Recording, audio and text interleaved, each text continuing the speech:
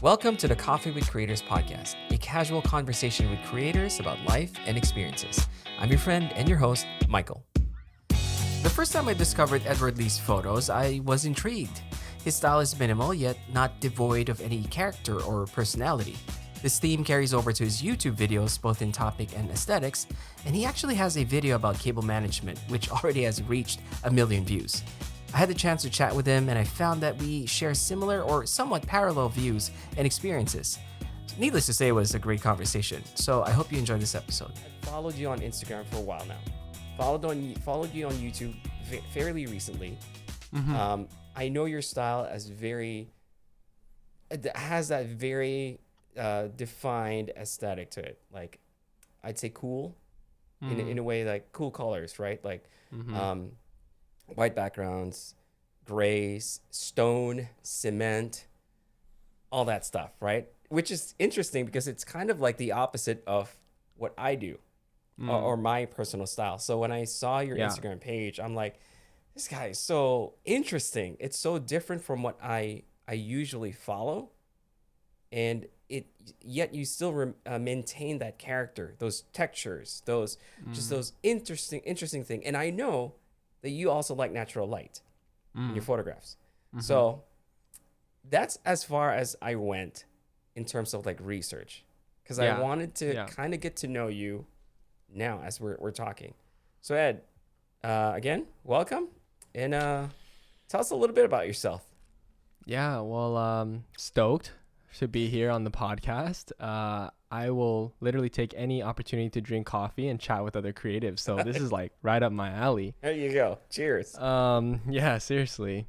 And also to your point on kind of like my overall aesthetic, I guess you can say, that just made me really happy because that means I'm doing the right thing if you feel that way. And we've never chatted before. If you talked about like natural light, cement, cooler tones, that's like all the stuff. You were pretty much spot on with what I love in terms of like my style, I guess you could say.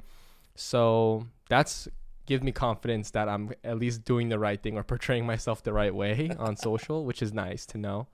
But yeah, I'm really excited to be here and have this conversation. I guess, where do you want to start in terms of like knowing a little bit about me? Like how far back, I guess. Actually, that's a very fair question because it's so weird how in the recent years, everything's kind of been a blur. And when I meet someone online for the first time, it's always going to be, it's the usual. I just started with my photography and videography and all that stuff. So from what I gather, you are a filmmaker, independent filmmaker, or freelance videographer / filmmaker.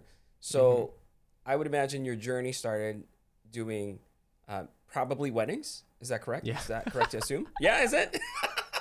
I'm dead. That's pretty funny. That's pretty funny because it's so accurate. Like if you start like that with anybody who does videography and filmmaking, it's like, oh yeah, he's so right though.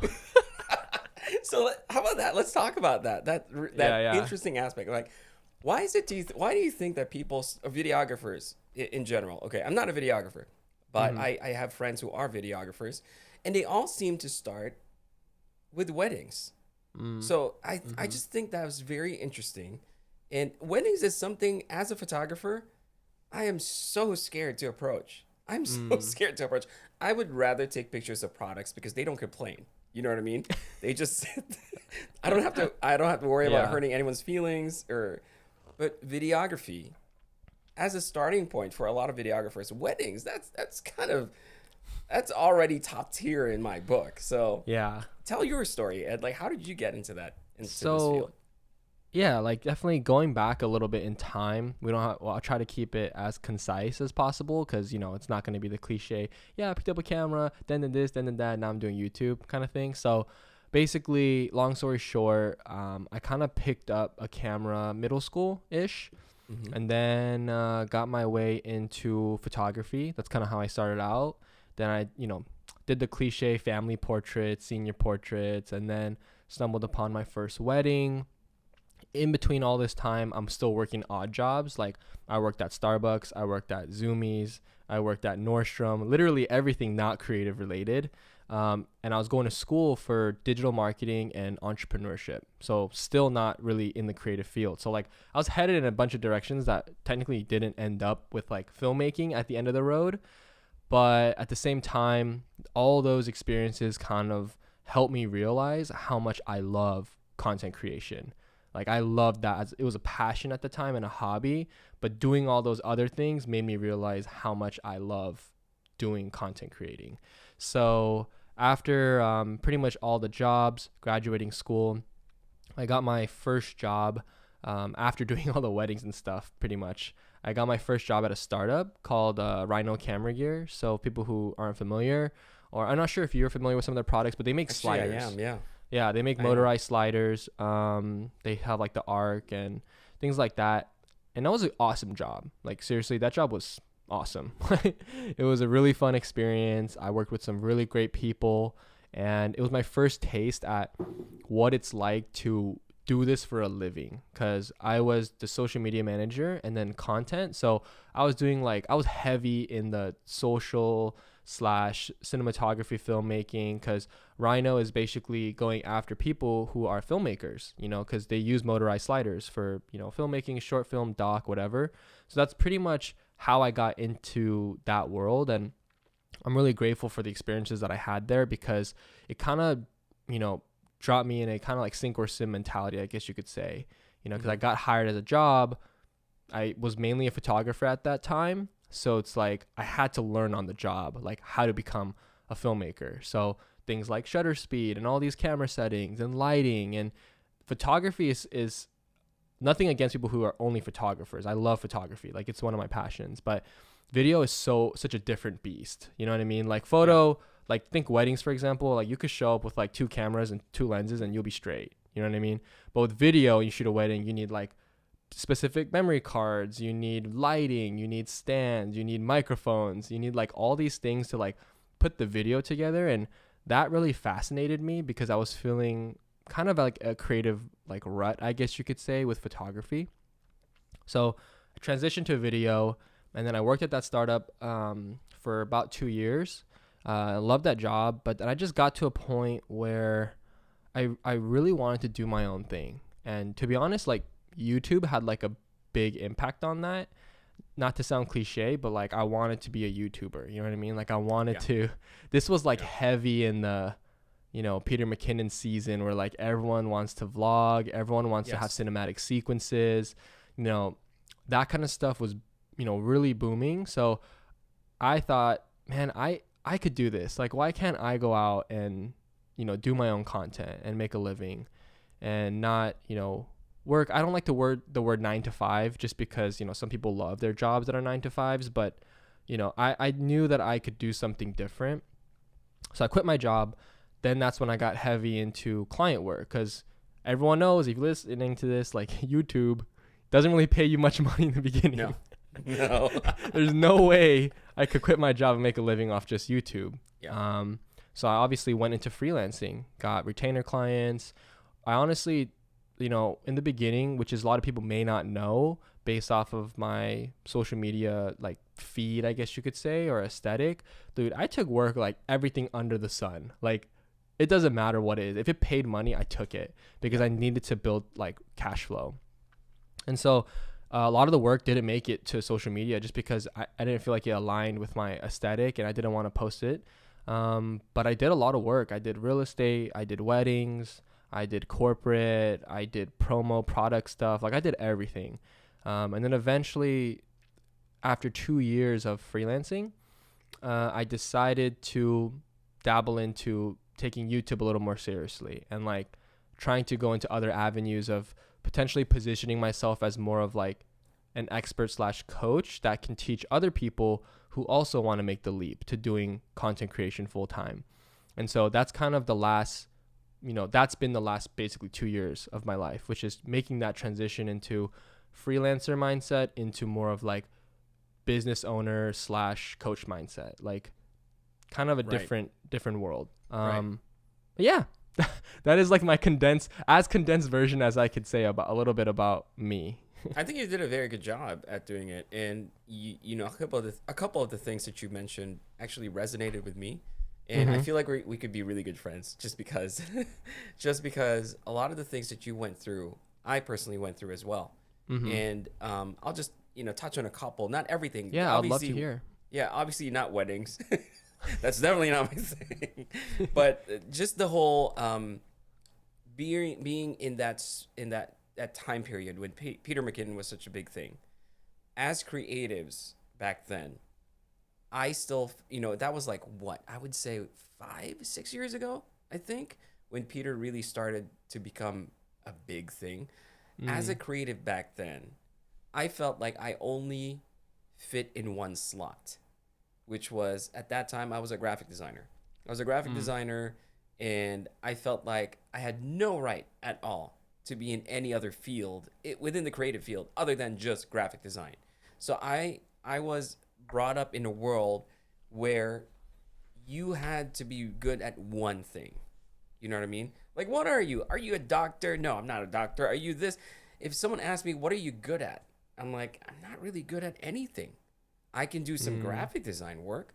But, seeing people like Peter McKinnon just explode and being able to relate to some of the content that those type of people push out, it kind of empowered me to explore that creative side of myself and I started to think, hey, you know what? Yeah. I have something to share, right? Like, it doesn't have to be, I don't have to be an expert at it. I just want to share my own personal, like, viewpoint creatively, or my own techniques. And that's when I started to do a little bit more of like the Instagram stuff. And then I kind of just grew there first. And then just like you, I wanted to transition from just some guy who takes pictures of his office or his products and all that stuff to someone that people can actually approach and ask questions, right? Like, how do you, like, I have a friend who also recently made the leap from working for a company to doing freelance to doing full-time content creation. And so he asked me, this was a while back, he's like, so how did you do it? And I basically just told him like what I did. And I think that the problem is, and this is why I think people need someone like you, Ed, to show them how it's done. It's because you tell me like a few years ago that, I can transition from working a corporate job to doing this full time. I'd be like, that is impossible. And most of that, I think, is fear, right? I think it's fear. And obviously that's a real reason. No one, we all want to feel secure in a sense. But the problem here in this field, like you were kind of, I think you said you were dropped in a pool or something at the deep end. Let's just put it that way, right? Like the deep end of the pool, and you couldn't really swim, or there were sharks around. It kind of feels like that, right? I was laid off 3 times. And so, yeah, so that constant fear never really went away. But what I realized that I could do was kind of just take control of what I can control, which is myself, my growth, my ability to learn, I can't think of the word, but I guess that just that curiosity, you know what I mean? Like, I'm a curious guy. I know I can learn something if I just make myself vulnerable enough to people and to the environment and say, hey, I want to learn this. I want to get better. And so I don't know how I ended up talking about this whole thing, but I feel I love it. Yeah. Yeah. I feel like that's kind of similar to what, maybe not similar, but there's some parallels there to your story and mine, because the journey is basically that, from 9 to 5 to freelance to kind of figuring things out, and then now transitioning, right? And now you're building yourself, your own brand, and you want to position yourself as someone who obviously has done something that others have not done before. So what you're trying to do is guide those people to get to where they want to be, right? So that's basically just what I wanted to say about this whole thing. No, I appreciate that. And I just real quick, I just want to say, you mentioned earlier that you can already picked up that we'd be good friends, because I feel the same way. And no, thank you. I'm not being a weirdo. No, not at all. This is funny. I don't know if you can relate to this, but after going down, I would say, like, in the YouTube world, we could probably agree that we're somewhat in the same niche, right? Like Yeah. kind of productivity, minimalist stuff, and desk setups, things like that. I didn't intend to get into the desk setup niche. That was literally never my intention. But Yeah. what I'm trying to say is, it's very, at least from my experience, finding people who match your aesthetic or who have a clean aesthetic, whether that's in their personal life, the way they shoot, the way they work, the colors, everything like that. Something that people who are very clean in their environment, like 9 times out of 10, usually relate on a lot of other things in life. At least that's what I've learned. So I'm not surprised that we'll probably have a lot of things that we align on, or like have common ground, or like view the same way, especially when it comes to content creation. Because I'm a firm believer that, like, if your environment is messy, you probably think messy as well. Like, your work is probably messy a little bit. Not everyone. I don't want to generalize. If people are like feeling personally attacked, I'm not saying that like you can't have a messy desk and also be successful. I'm just saying that typically speaking, usually people who are clean and like organized mentally and physically are also, you know, more mentally organized in their business as well, like for doing other things outside of just personal life. So I just want to mention that. But also, going back to your topic of, you know, feeling like that fear, and, you know, figuring out what exactly it is you're good at. You know, I just made an Instagram post about this today, which, you know, when this goes up, might be a few days or a couple of weeks, but whatever.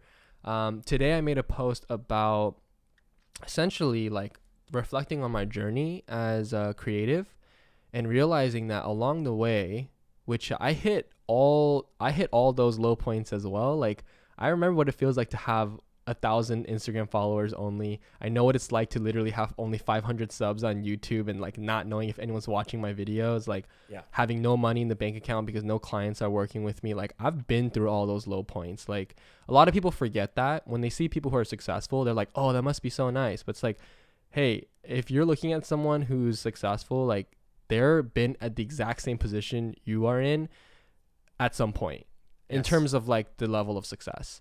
And so for me, I realized I used to always try to title myself. I'd always try to put myself in a box. Like, what am I? Like, am I a videographer? Am I a photographer? Am I a YouTuber? Am I a wedding videographer? Am I a portrait photographer? Am I a product photographer? I always try to like label myself, you know, like just so I can like have organization.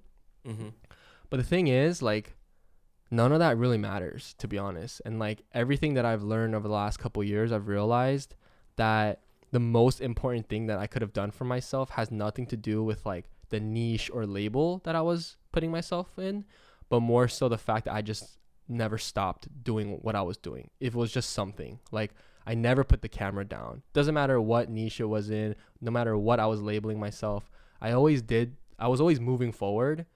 And that's how I got to where I am.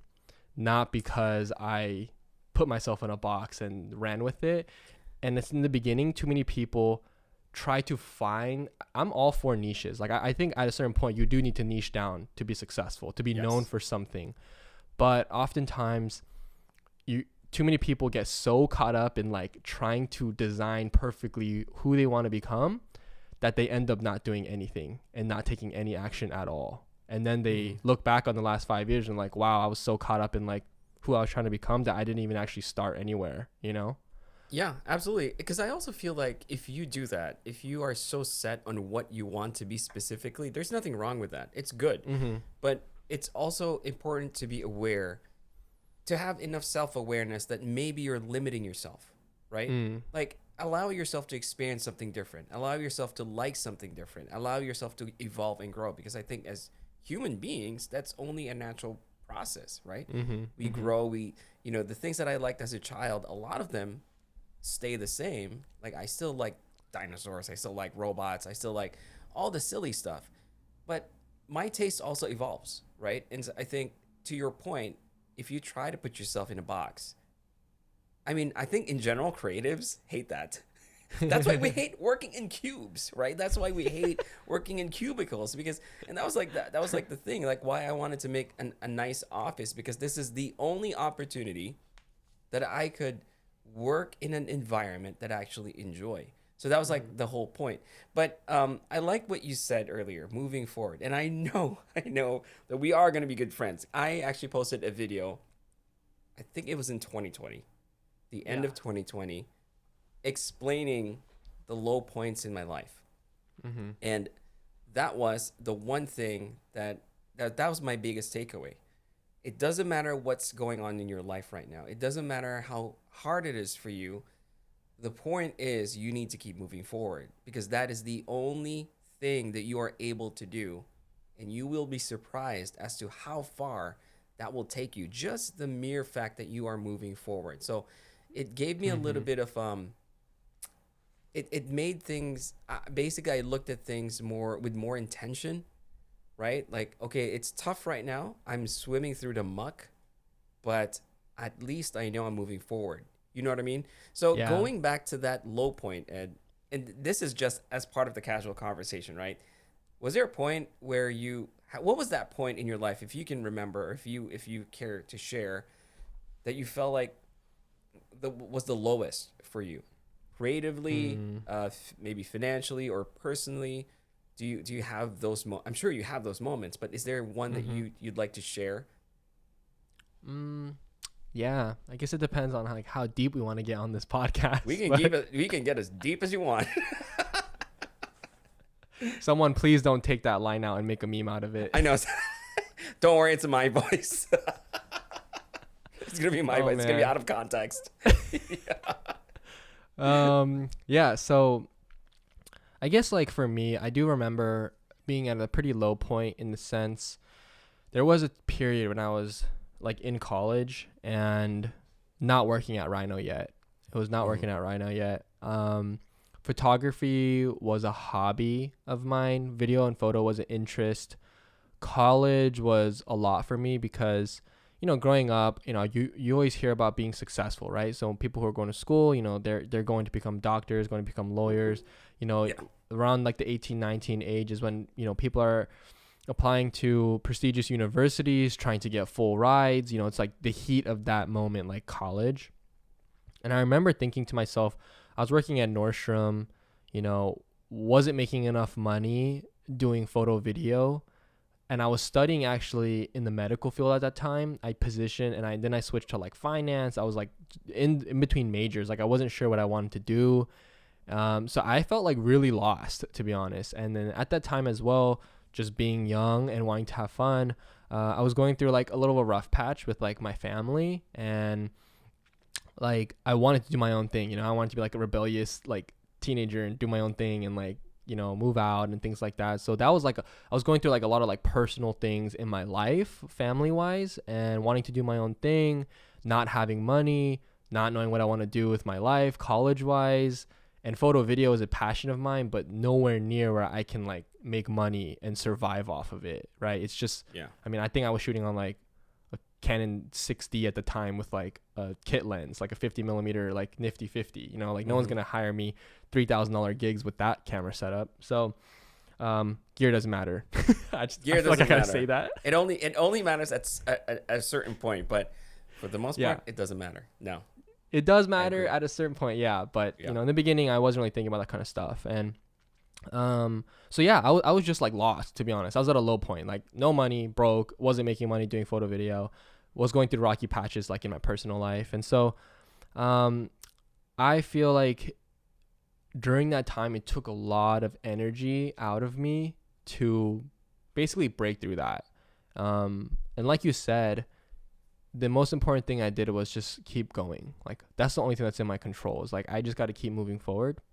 And so I decided to apply for a new job, and I found the job listing for Rhino Camera Gear. But funny thing is, it was for a customer service position. It wasn't even digital marketing. It wasn't like social content lead or whatever. It was none of that. It was literally for someone to sit at a computer and like respond to customer service emails. And it was like it wasn't minimum, but it wasn't like the greatest pay. And I remember thinking to myself, like, okay, at a low point, I want to get into something creative eventually. So maybe I'll just start here. You know what I mean? At least it's my foot in the door to a company that is in the industry that I want to get into, which is like creative stuff. And then I got the job, But at the interview, my previous boss, who was really awesome, he was saying like, dude, you're overqualified for this. Like over the interview, he was like, you're a creative, like you like photography, you like video. And it was just perfect timing, because at that time there was a social guy they had, but they were going through kind of I think a rough financial year the year before, so they had to lay off a few people, and they were doing much better and rehiring more people. But it was just like a perfect time, because there was a vacancy in like the social media kind of role. And so he kind of extended to me like, why don't you kind of grow into this role and also potentially help out with content and stuff. And so I went basically from having a super low point to just keep moving forward to apply to this customer service role, to eventually snowballing into the whole job of like working at that startup. And then the 2 years were like a blur, growing my skills as like a videographer and everything. So basically like what I'm trying to say is like that was probably the lowest point that I've experienced, but there's always been like ups and downs along the way, you know what I mean? But I guess if you want to pinpoint what I can remember as being one of the lowest points in, you know, my creative journey, I guess it was definitely during that time of transitioning between family, college, jobs, you know, money, all those kind of things. It was like all kind of like caving in at once. But it got better, because that's one thing about having a low point, is that there's only up from there. Yes. Yeah. You know what I mean? I agree. So yeah. So I'm guessing during that point in your life, at some point you probably, just like a lot of people, myself included, at some point you probably started thinking, maybe I should just take people's advice and just quit and just do whatever regular people like get a regular job, like a real job. I'm using air quotes for people who are not watching. Because it's a real thing, you know what I mean? Like, I get it, and I just think it's such an interesting perspective, especially now in 2022, to think that, geez, just a few years ago, to say that you are a videographer, a photographer, a creative, that word, that creative, it used to make me feel kind of sick to my stomach, and I'm gonna explain why. So when I was a graphic designer, you know, I never wanted to be called a graphic designer. I just wanted to be me. I just know I'm a creative because I used to draw, but then no one called me Michael the illustrator. I love taking pictures. No one called me Michael the photographer. But somehow, because the graphic design is the thing that's paying me, I'm somehow Michael the graphic designer. You know what I mean? So it just never sat well with me, because I'm like, why do I have to be this one thing, right? This is the one skill that people are paying for, but it's not me. It's not my passion. I'm passionate about it at some point, you know, for I guess, to a point, I am passionate about graphic design, but it's not the thing that gets me up in the morning and gets me excited. So when I hear the word creative, this was a few years ago, I'm like, that's not a real thing. You know, I'm a creative. Like, that's not a real thing. That's me saying that, right? Like, that's me hearing other people say that. And it's so interesting nowadays that finally, I think finally, creatives are getting the recognition that they deserve. Yeah. You know? Yeah, like you are getting paid to take videos, to take photos, to share your thoughts, and just create content. Content in itself, there's so much. And, you know, maybe this whole feeling that I have stems from my childhood when, you know, my dad, when I was a kid, he never really believed in anything creative. Never. Same. Yeah. So it's like, I remember, and I wish this isn't exactly what he said, but when I was in college, I remember I took advertising, and he goes, so what are you going to do when you graduate? What are you going to do? Are you going to draw for a living? Like, he says it like that. You know what I mean? Like, he does not believe in it. And so I think I took that very personally, in a way that I believed in what he said. Time for a quick break, but when we come back, we talk about why it's important to take a few steps back in order for us to move forward. So stick around. This has been one of the biggest pain points in my journey, so I'm going to share with you one of the best decisions and investments I've made as a content creator, and that is signing up with an online library of copyright-free music. Whether you're new to creating content or a full-fledged creator, you know exactly the pain, frustration, and how much time it takes to find the right music. Not to mention, it gets really expensive paying for individual tracks. Epidemic Sound is the answer to all of that. They have thousands of high quality, royalty free music and sound effects that you can choose from for one affordable monthly rate.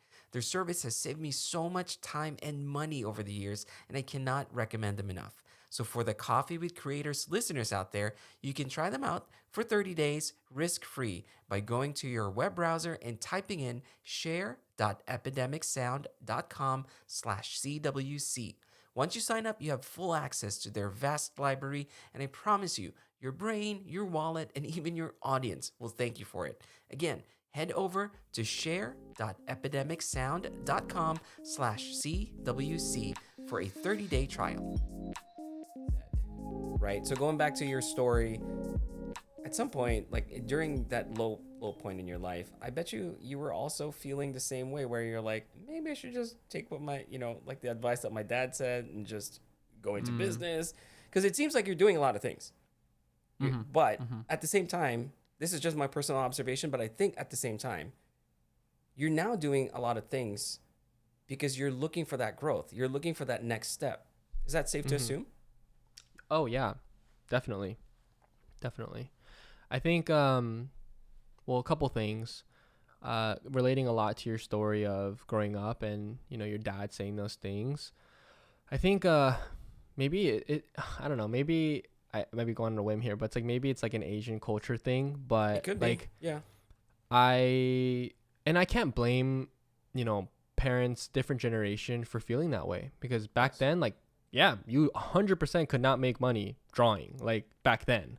Or you couldn't make money just doing photos, because back in the day, when you think of a photographer, you think of going to like a studio with strobe lights and getting like family portraits taken. Like, so I 100% see why parents may think that, this stuff is not lucrative, because they're not born in the generation where content is the name of the game. You know what I mean? At the time, it was a different thing. So I learned that later, though. When I was younger, I definitely like was a little bit, had that vengeance in me. Like, I can prove people wrong, that like I can make money doing photo video. Like, that definitely fueled me, because, a lot of, including family and friends, they just, not that they belittled it, but it's just like, come on, like you can't make money just doing family portraits and, senior portraits, making like going out and making $100 for senior portraits. Like, you can't turn that into like a full-time income. And at the time, like, I don't know what I don't know. So like, I didn't know that 5 years from that point, I was going to be landing clients that are making 4 or 5 figure invoices. Like, I didn't know that was a real thing.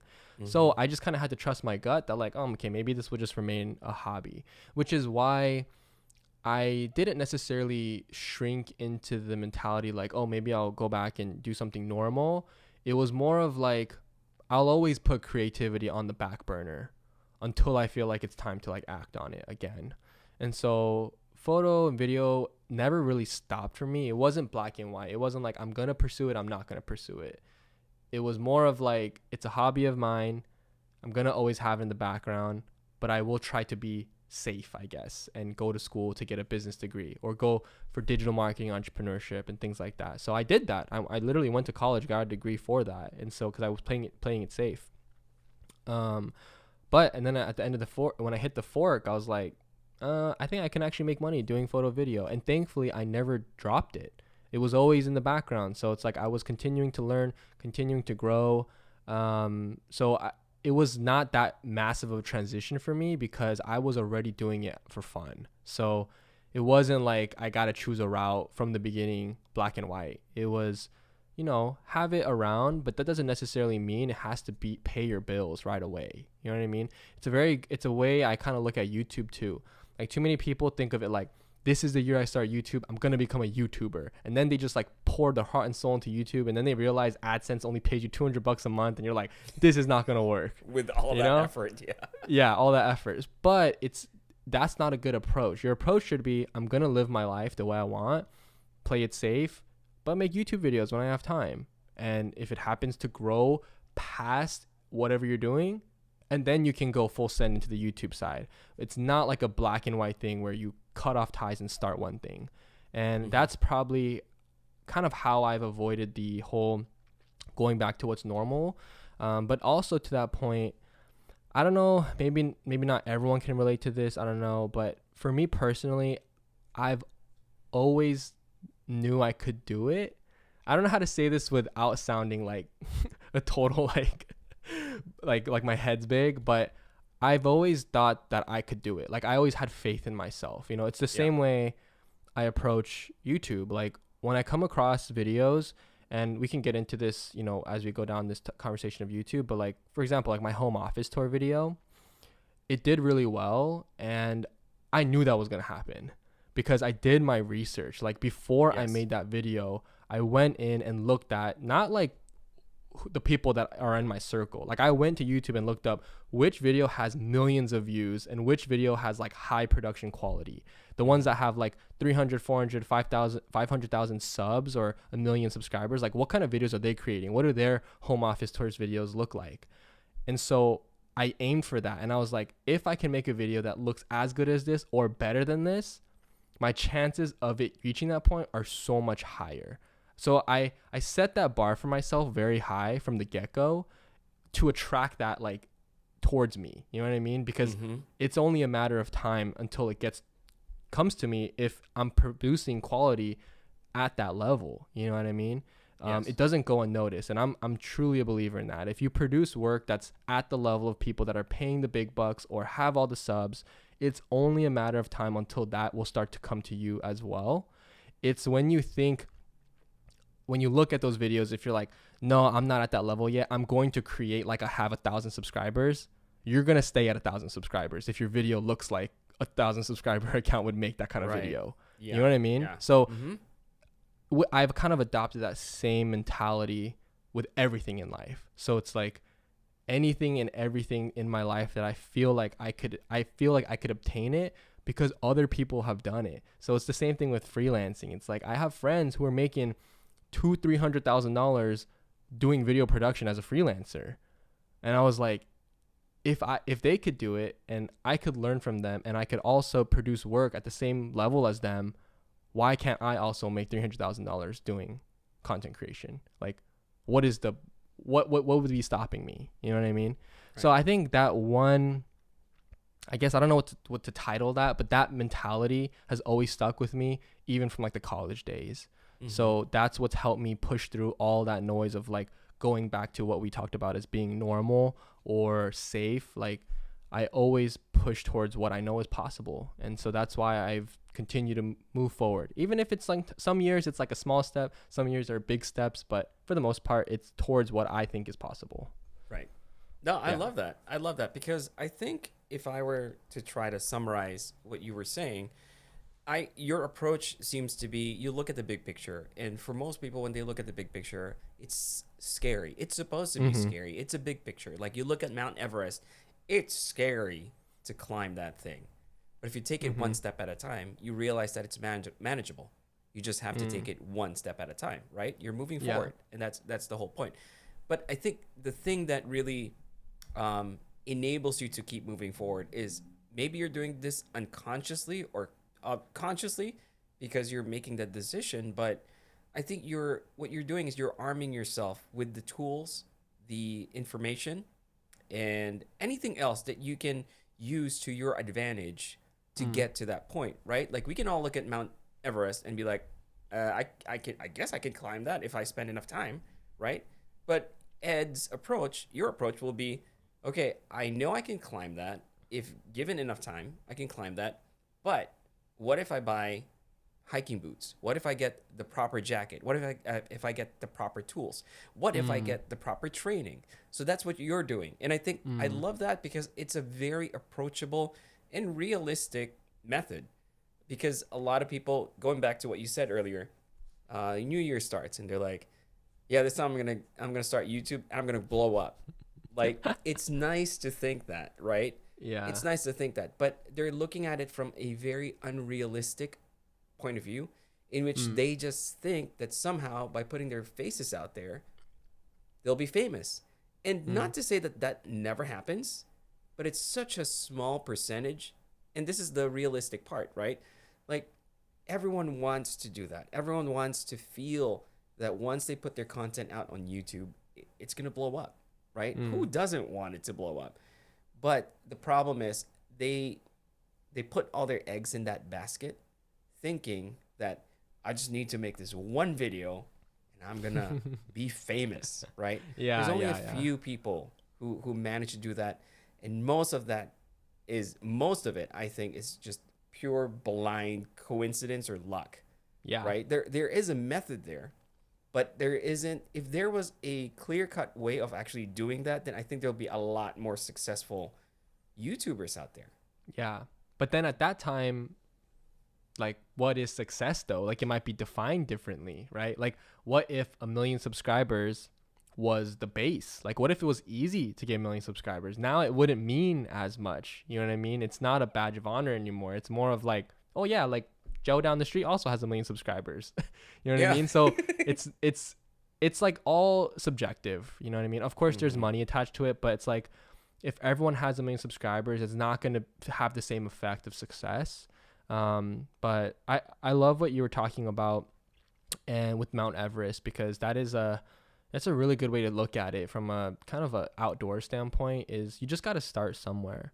And to be honest, that's why I was really excited when you hit me up on email to, hop on a podcast, because there's a few people in like the, how do you say it? Like product desk, clean aesthetic is what I want to say. Like clean lines, clean designs, people in this niche that like I look up to.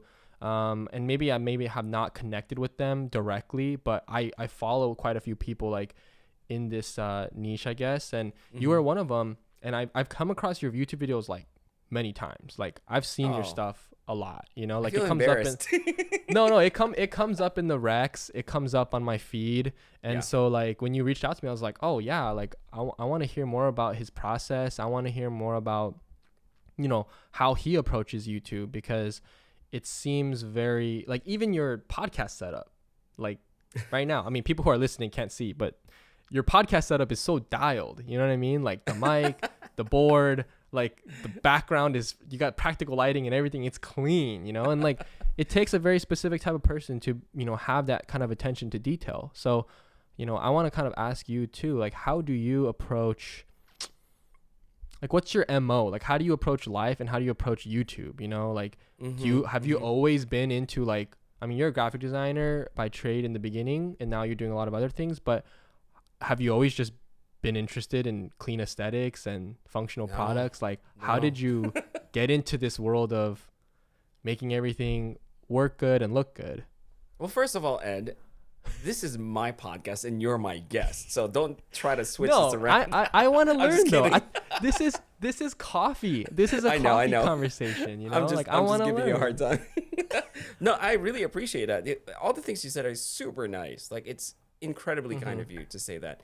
But yeah, I think this is a lot, and I'm sure you can relate to this, like this whole imposter syndrome, right?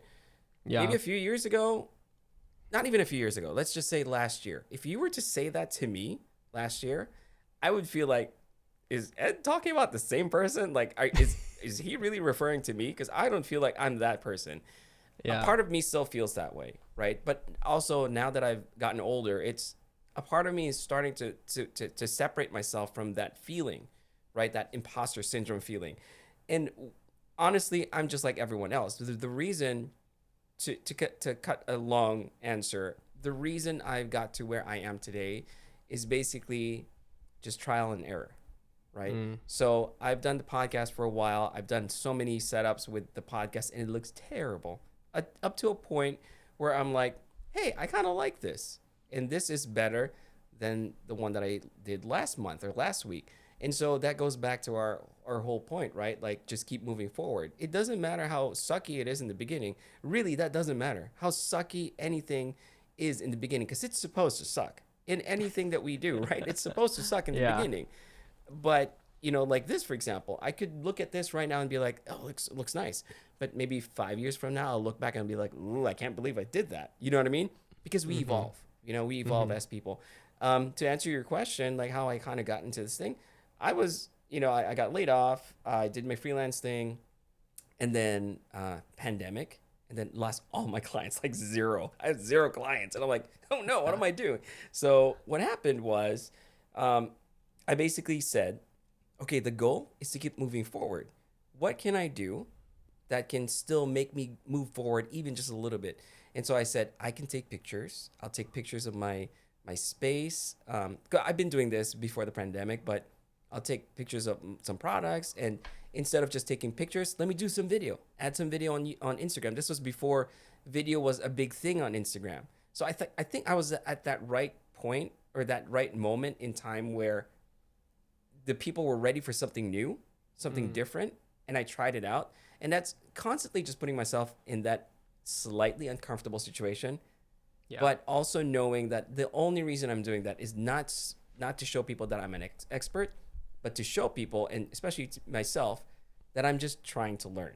And that includes this podcast. That includes bringing in guests like yourself. And this is why I love doing this podcast. If honestly, if I had one choice of because I create content for a living, but if there's one content that I would happily do, probably for the rest of my life. That sounds so morbid, but but probably for the, you know, for the next I mean how many years, that would be Yeah. to podcasting, because I feel like I agree with conversations you. like this, right? It's fun. I Mm-hmm. get to relate to people. It's not the highlight reel where it's like on Instagram, like, oh, your life is so pretty. No, it's not like that. You know, I have so many low points, but Mm-hmm. yeah, I mean that's the only reason my worldview, really, the way I see it is that I am still that 14-year-old who looks at the world and I'm like, gee, I don't know what I'm doing. And I still say this, Mm-hmm. Ed, and I'm not kidding. When I see someone do something that is very, like, I find very admirable, I'm like, I want to be that guy when I grow up. And I'm like, I'm a grown ass man, but I still say that. You know what I mean? That's how I see Oh, it. Like nice. I'm constantly learning, and I think having that hunger, that I guess that desire to just learn and be better than what I was yesterday, Mm-hmm. that's the only thing that's really driving me forward. And so I Mm. appreciate all the things that you said. It's incredibly nice of you. I mean, you don't have to say all those nice things to be invited back, Dad. I just want to Oh say yeah, that. I was just trying to be super nice so you'd actually have me back on the Yeah, podcast. I buttering actually me didn't up. mean any of that stuff. No, All just right, kidding. Ed. Just So kidding. no, I want to talk about something that I think Yeah. I wanted to well, there's two things, but I feel like we don't have enough time in the podcast. So I'll save one thing, okay? Okay. Just so I have a couple more reasons to invite you, other than you being super nice. Now, I would love to have you back, by the way, but Yeah. I think I'll save that for another conversation, which Mm-hmm. I will definitely invite you over again, because I think this is super important. But this one thing I want to talk about, because I feel like it's relevant right now. I mentioned this in the beginning of the podcast, and I saw a post that you made 6 days ago. I think it was 6 days ago Mm. about feeling burnt out, feeling Mm. was it Mm-hmm. 6 days ago? Just recently, right? Is it on Instagram? Yeah. I'm It's gonna on look at it Instagram. right now so I can Yeah, see what I said. yeah. Yeah, I think so. Oh yeah, dude, 6 days ago, right on the dot, dude. I I'm think I saw it impressed. recently. That's why, because I think I saw it recently, Yeah. and I'm like, how long ago was this? And that's why Yeah. it's stuck in my head. But Yeah. that one is very relevant to me because I actually took a break from social media, and Mm-hmm. and the reason why I took a break was because, well, first of all, my family got sick, so we all Mm. got sick, and we all got better. But then because I got sick, I was my mind has always been in that constantly working mode. So I wake up in the middle Yeah. of the night, I can't go back to sleep because my mind is always working, right? I wake up super early in the morning because I want to get things done. So getting sick kind of forced me to not do that. But the problem is, as soon as I got back, it all started flooding in, all the stuff that I needed to catch up on and to do and to create, and I basically went through a mental breakdown. like something I've never experienced before. I've had some minor mental breakdowns, or just like points where I'm like, oh God, I can't do this anymore. But this was different because this one really was just like, I feel like I'm going crazy. I feel like I felt like I was having an out of body experience. Like I felt like nothing is real. It's so weird. My brother, who has gone through something like this similar a few years ago, helped me through it. So he's like, first of all, you need to manage your time, make sure, realize that you're living in the now, and you need to start living in the present. And so that's what I've been doing. I've been training myself mentally to live in the present and to realize that I can let go.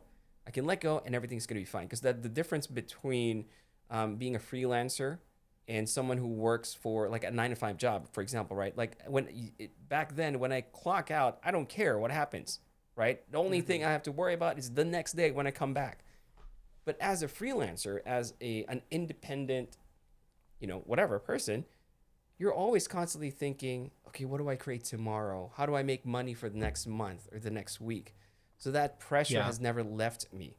So I think it got to a point where I was just like, oh man, this is just too much. This is more than just a creative rut. This is more than just burnout, I think. So my question goes to you, Ed. I know you do a lot of things. You have a podcast, is that correct? Yes. You do have a podcast. Okay. You should come on sometime. MIDCONVO. Dude, I'd be honored. Yeah, we just got. So it's funny because you don't have a co-host now, but I just got a co-host. Did you steal my co-host? No, yeah. The podcast is called MIDCONVO. It's basically short for middle of the conversation because, that's one of my podcasts, and we have a co-host now. We go over more like on the business creative side as a freelancer. Okay. But yeah. Podcast is, you were saying podcasting earlier, and I love podcasting. Okay, I agree with you. Like this is one of the, like if I were to choose a platform that I would not want to go away, would probably be podcasting. Yeah, it's so fun. It's just so casual, and it's easier. No more editing. I mean, very minimal editing.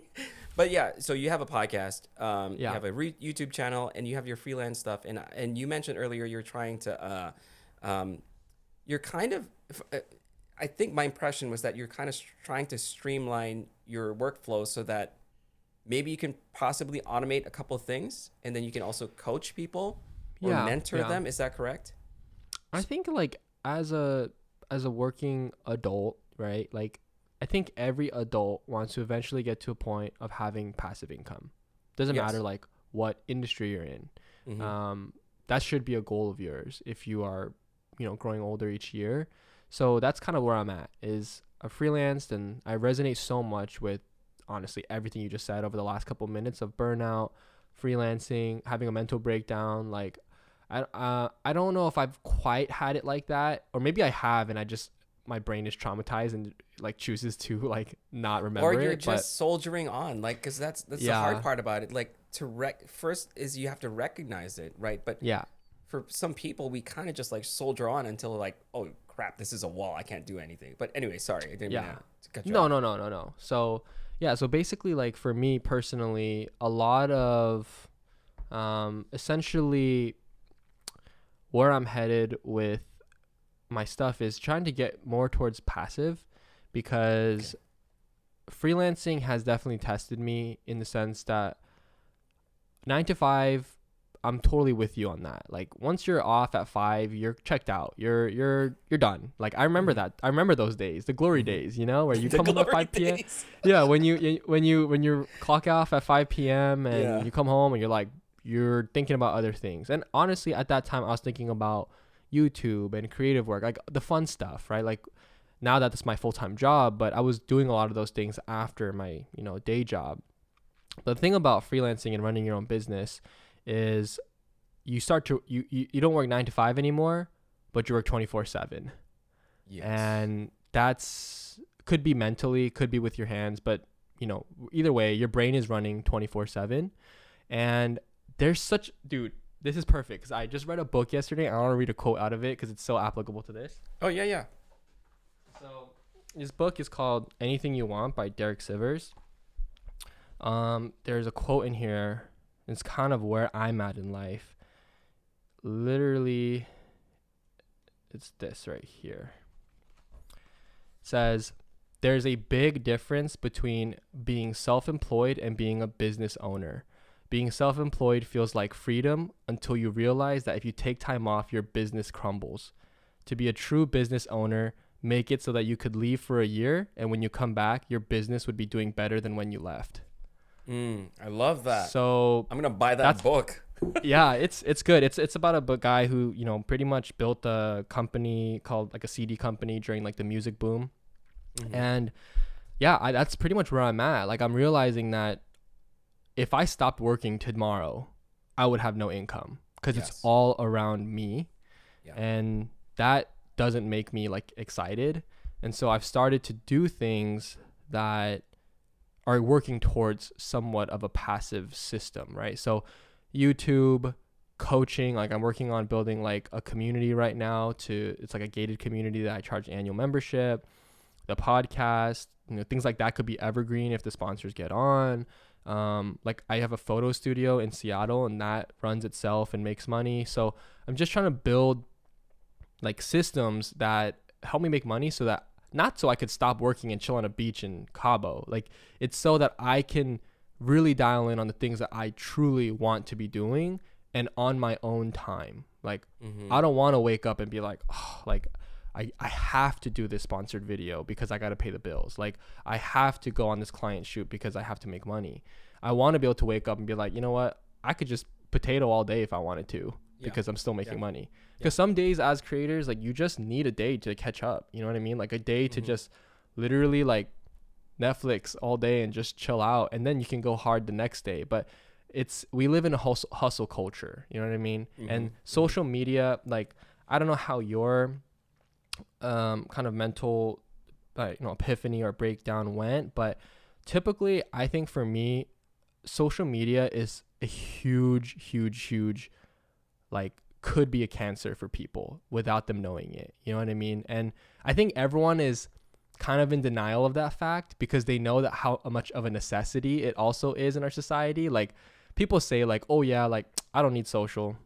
But let's be honest, like if you want to grow as a creator in 2022, you need to be on social. You need it. That's the new portfolio. It is. And that causes a lot of anxiety, which I think lead to a lot of people feeling burnout, feeling comparison, feeling imposter syndrome, like all those things. Like I would say for me, at least 9 times out of 10, it stems from social. Like maybe it's not like directly from social, but if you really follow the vine, it usually ends up in one way or another causing from like pressures of social media or pressures to show up 24/7 or pressure to post every day or have a good caption or have a good photo, like which at the end of the day still stems to social because it's like, why are you sad about having a bad photo?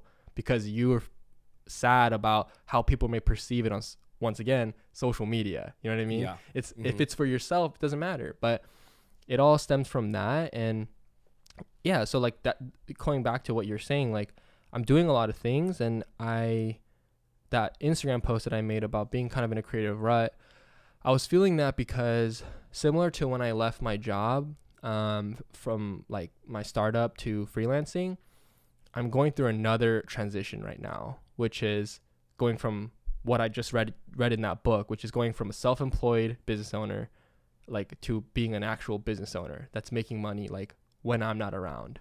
And that jump, I guess, or a second leap that I'm like facing right now is like very, very difficult. It's super paralyzing because don't get me wrong, like if you tasked me to make 6 figures getting clients for video and photo, like I could do it this year, but then I'm just doing the same thing over and over again, right? Similar to if you're in a day job, same thing over and over again every year. You can be at a day job for the next 10 years of your life.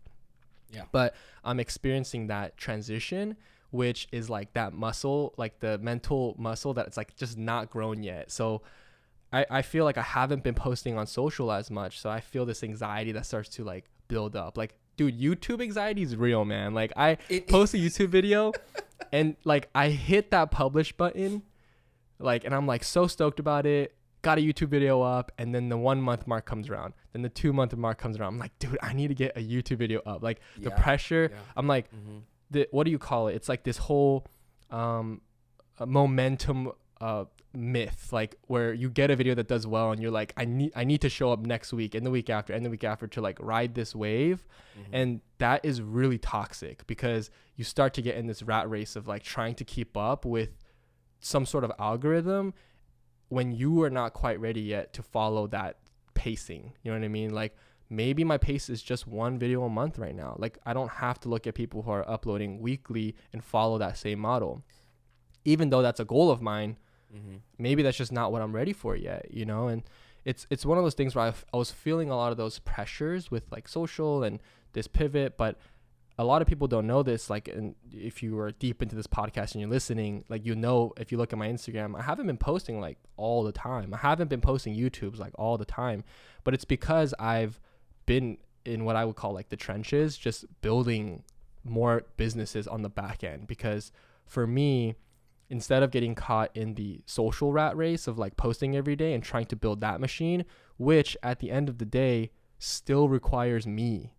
So like I'm working towards the same thing if I just continue to feed this social media beast. You know what I mean? Like like even if I grow to 1 million subs, even if I post every single day, I will still need me at the end of the day. Like I can't put my hands down because then everything shuts down, right?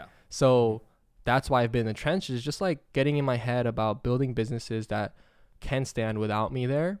And that post essentially stemmed from that pain point, which is the second leap, I guess, I'm trying to accomplish, which is becoming a business owner and not just someone who, you know, is freelancer, quote unquote, or self-employed. You're definitely moving in the right direction, I think, because I think you and I are in a very similar, I guess, let's just say we're playing in the same field at this point in our careers, right? Like, I'm also in that point, and I realized that for you to actually do that, when you have to build something on the back end, you have to take a step back, and that's I think that's the hardest part, right? Like, because it, like you said, I so related to that when you're like, oh, I put a video out, I need to follow it up. You know what I mean? It's like, no, it's like I'm losing followers. No, it's like it's literally nobody, but then you're in your own head like, the people need the video, you know? It's like, bro, let's be honest. There's literally like relax. Like if it's not in their subscription box, they'll live to see another day. Don't worry. You know? Yeah. No, absolutely correct. And I'm glad you said that because I think a lot of people need to hear that, myself included, because I am aware of it, but even I forget. And maybe it's just this whole work culture in my head that how I'm supposed to perform. And I think that was the biggest struggle for me because going back to how you work on 9 to 5, someone tells you to go home. When you're a freelancer, no one tells you to go home, to stop working, or when to show up. It's all in your head. So I've trained myself over the years to not stop, which is a problem. And I think it's one of those things that I'm glad you shared that part of your story about, you know, doing a lot of things and feeling that anxiety because it's a normal thing. And for everyone else who's listening, who might be experiencing that, like maybe it's some sort of FOMO. You know what I mean? Like, look at them, they're growing. Look at them, they're posting every week. Look at them, they're sharing this, so many cool things, especially when friends and peers are working with, you know, maybe like their dream brands or stuff like that. You might feel, oh no, am I not doing enough? No, you're doing exactly what you need to do. And I think this goes back to what Ed and I were sharing in the beginning. It's just all about moving forward, even just a tiny bit. As long as you're moving forward, I think the idea here, honestly, is just you have to just make sure it's sustainable, right? Like your growth is sustainable. Yeah. Because if you can't do that, then you're just gonna crash and burn, and hopefully you don't have to experience, like anyone who's listening, hopefully you don't have to experience a mental breakdown, like just what I just experienced recently. But Ed, I feel like there's so many things that we could talk about, and I really want to keep you here on this podcast against your will. No, but I don't want to do that. But what I'm going to do instead, Ed, is I would like to invite you back one of these days, back to the podcast and explore more of these ideas. These some of the things I wanted to let's use this as a teaser, okay? One of the things that I wanted to talk to you about is branding yourself and how what are your I guess how do you see this whole thing, and why do you think it's important to kind of Okay, I didn't word that correctly. Okay, I'm terrible at this. I told you. Let me put it this way. Both you and I are in the desk setup space for whatever reason, right? Like, I did not intend to be in that space myself, but it's a thing that's kind of keeping me alive, right? This is how a lot of people found me. But to me, going back to back when I felt like I was just a graphic designer, I'm like, I'm not just a desk guy. You know, I don't want to be just the desk guy. So I'm trying to move away from that. So that's what I want to talk about, and what your views on it are, what you're doing to try to stay away from being put in a box, and maybe even why it's important for us to not be in such a super niche subject. So that's one of the things I wanted to talk about, but I feel like that's going to be another hour. Yeah. So definitely I'll have you back soon. And I would just want to say thank you again for finding the time and for this wonderful conversation. And I really genuinely enjoyed that. And I'm so happy to have met you, at least virtually. Yeah, Ed, just super happy to have you. Thank you. Yeah, no, thanks so much, dude. It was fun having, like I said, I love podcasting. I love meeting people who are like-minded. And so I'm excited to be here. And I just had a cup of coffee and I'm feeling kind of wired right now. And I got motivation from this podcast, so I'm about to put in some work after this. I'm so happy. It's 5:00 here, but this is what I'm talking about. Like at 5:00, I would be going home for a day job, but part of me wants to keep working.